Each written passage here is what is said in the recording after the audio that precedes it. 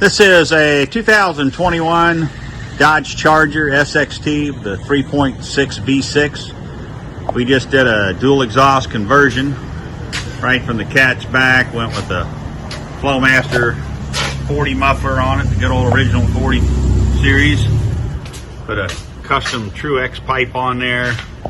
Left all the factory catalytic converters on there. Originally was a single end to a dual out, but converted it to a true dual exhaust.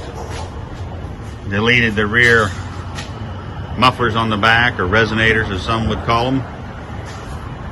Let's see what it sounds like.